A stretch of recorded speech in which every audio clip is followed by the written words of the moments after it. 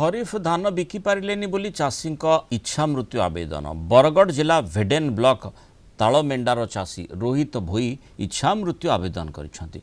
प्रशासन अवहेला जोगु सृष्टि स्थिति पई जिलापाल निकट में इच्छा मृत्यु आवेदन करिसेंति। से खरीफ ऋतु समय 4 एकर जमीन धान चाष करथिले। खरीफ ऋतु जाई रबी ऋतु धान संग्रह प्रक्रिया आरंभ होइथिले भी रोहित नाम पंजीकरण प्रक्रिया होई नथिला कि धान बिक्री मध्य होई पारि नथिला। एने जिलापाल कार्यालय सम्मुखें चलता आंदोलन में सामिल होते रोहित एवं चारिआडू हताश हो इच्छा मृत्यु पर आवेदन करिसेंति। ए घटना जनापड़ा पर बीजेडी प्रतिनिधि दल रोहित तालमेंडा बासभवन जाई परिवार वर्गों को भेटिछंति।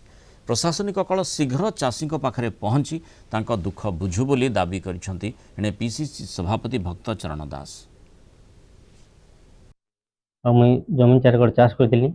आज के 6 मास हेलानो से धान बिकी न पारवा और से मुझे कलेक्टर ऑफिस बहुत दिन गलिन जेन भी ग्रीवेंस पड़े सब नहीं कागज देलिन और केनसी भी ना सुनली के प्रशासन भी ना सुनली जेनटा कि बाध्य होकर काली भेड़न ग्रीवेंस न इच्छा मृत्यु आवेदन करछे। हमें आसिक आज आश्वासना देइछु आगामी दिन में आम जिलापाल सहित आलोचना करमु एवं तांकर धान के केंद्र सुरुखुरु राज्य सरकार किणु एवं से जेन वर्तमान जेन असुविधा रही से असुविधा से मुकुली पारुन इतिले आम जिलापाल सहित भी आलोचना करमु।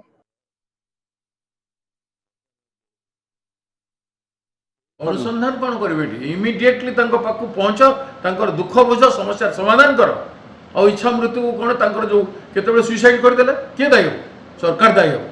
Immediately government machinery should go reach to them give him justice and save his life.